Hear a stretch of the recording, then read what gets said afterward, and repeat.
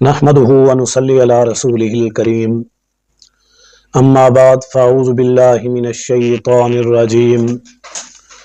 بسم الله الرحمن الرحيم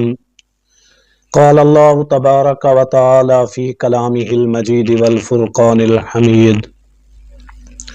وإذ أخذنا ميثاقكم لا تسفكون دماءكم ولا تخرجون أنفسكم من دياركم ثم أقررتم وأنتم تشهدون ثم أنتم هؤلاء تقتلون أنفسكم وتخرجون فريقا منكم من ديارهم تظاهرون عليهم بالإثم والعدوان وإن يأتوكم مسارى تفادوهم وهو محرم عليكم إخراجهم صدق اللہ العلی العظیم۔ میرے واجب الاحترام سامعین، ان دو آیات کے اندر اللہ رب العالمین بنی اسرائیل کے ساتھ کیے گئے دو عہد معاہدوں کی خلاف ورزی کا حکم بیان فرما رہے ہیں۔ اللہ رب العالمین ارشاد فرما رہے ہیں وَإِذْ أَخَذْنَا مِيثَاقَكُمْ، اور جب ہم نے تم سے پکا عہد لیا، یعنی بنی اسرائیلیوں سے مضبوط عہد کیا، وعدہ لیا تین چیزوں کا، جن میں سے پہلی چیز لا تسفکون دماءکم، تم خون نہیں بہاؤ گے اپنا۔ اس سے مراد یہ ہے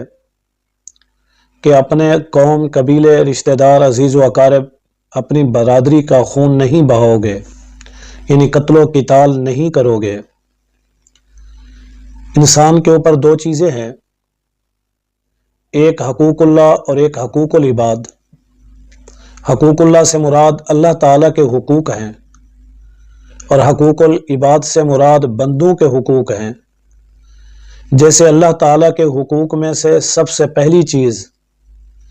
جس کا حساب اور کتاب قیامت والے دن آغاز ہوگا وہ نماز ہے، اسی طرح حقوق العباد کے اندر سب سے پہلی چیز جس کا حساب ہوگا وہ قتل ہے۔ اسی قتل کے بارے میں اللہ تعالیٰ نے بنی اسرائیلیوں سے عہد لیا کہ تم اپنے عزیز و اقارب، رشتہ دار، اپنے تعلق دار، اپنے خاندان اور قبیلے کا خون نہیں بہاؤ گے۔ جس کی ان لوگوں نے خلاف ورزی کی،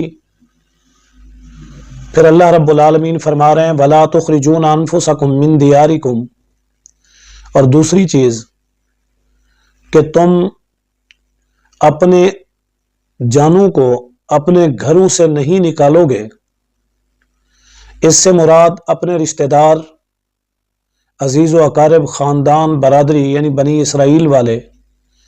ایک دوسرے کو اپنے گھروں سے نہیں نکالیں گے۔ عمومی طور پر ہوتا یہ تھا کہ بنی اسرائیل میں سے جو طاقتور ہوتا وہ غریب کو اس کے گھر سے نکال دیتا، اس غریب کی جان مال اس کے گھر پر قبضہ کر لیتا۔ اسی طرح جو طاقتور ہوتا وہ اپنے عزیز و اقارب میں سے جو کمزور ہوتا اسے قتل کر دیتا اور اس کی مال جائیداد پر قبضہ جما لیتا۔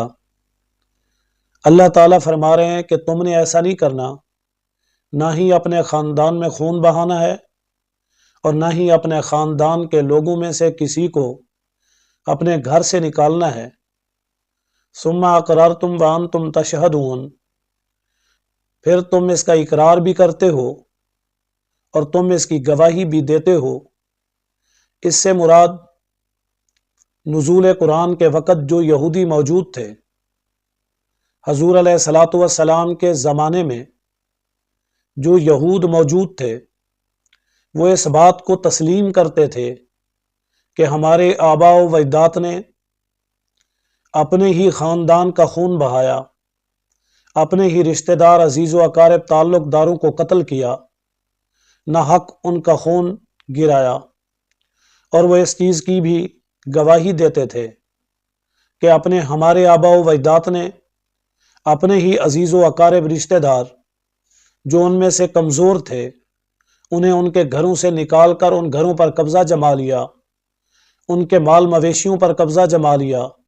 ان کے باغات پر قبضہ کر لیا، ان کی زمینوں کو ہڑپ کر لیا۔ یعنی اس انداز سے بنی اسرائیل کے آباء و اجداد سے یہ طریقہ چلا آ رہا ہے کہ وہ اپنے ہی ساتھ رہنے والے، برادری اور علاقے والے، خاندان اور شہر میں رہنے والے جو بھی کمزور لوگ تھے ان کے ساتھ ظلم اور زیادتی کی حد کرتے، ہر ایک انداز کے ساتھ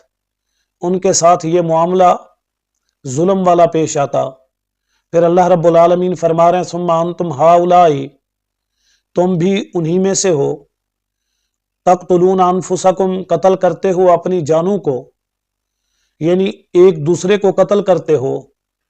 ایک دوسرے کا ناحق خون بہاتے ہو، تم میں سے جو کمزور ہوتا ہے اس کی جان لے لیتے ہو، وتخرجون فریقا منکم من دیارہم، اور نکال دیتے ہو تم ایک فریق کو جو تمہارے میں سے ہی ہوتا ہے ان کے گھروں سے۔ یعنی تمہارا بھی آج وہی رویہ، وہی انداز ہے۔ یعنی جس وقت قرآن نازل ہوا، حضور علیہ الصلاۃ والسلام دعوت کا کام کر رہے تھے، اس دور میں بھی بنی اسرائیل کا شیوا، بنی اسرائیل کا طریقہ کار، بنی اسرائیل کی واردات وہی تھی جو ان کے آباء و اجداد کی تھی۔ جیسے ان کے آباء و اجداد ناحق خون بہاتے، اس دور کے یہودی بھی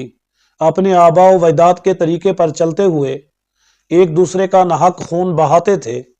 اسی طرح اس دور کے یہودی بھی اپنے آباء و اجداد کی طرح اپنے ہی عزیز و اقارب، رشتہ دار، تعلق دار، علاقے داروں کو ان کے گھروں سے نکال کر ان کے گھروں پر قبضہ کر لیتے،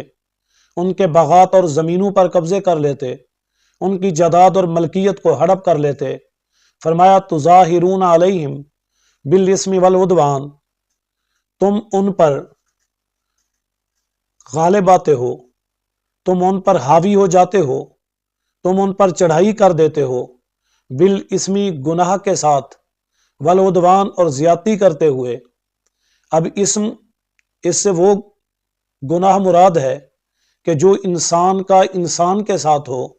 یعنی ایک انسان دوسرے انسان کے ساتھ ظلم زیادتی کرے، ناحق کرے، غلط انداز سے پیش آئے، تو اس وقت یہ اسم ہوتا ہے، یعنی ایسا گناہ ہوتا ہے کہ جو اس وقت کیا جا رہا ہوتا ہے، جو انسان دوسرے انسان کا حق مارے۔ اور والعدوان یعنی زیادتی کرتے ہو، اس سے مراد یہ ہے کہ جن چیزوں سے اللہ نے روکا، یعنی اللہ کے حق، اللہ کے حکم کے ساتھ زیادتی کرتے ہو، حد سے تجاوز کرتے ہو، حد سے آگے بڑھتے ہو۔ بنی اسرائیل نے، چاہے وہ حضور علیہ الصلاۃ والسلام کے زمانے کے ہوں یا ان کے آباء و اجداد ہوں یا آج کے یہودی ہوں، ان کا طریقہ کار وہی ہے جو ابد سے، ازل سے آج تک ہے۔ اللہ تعالیٰ پوری دنیا کو ان بنی اسرائیلیوں کے شر سے محفوظ فرمائے۔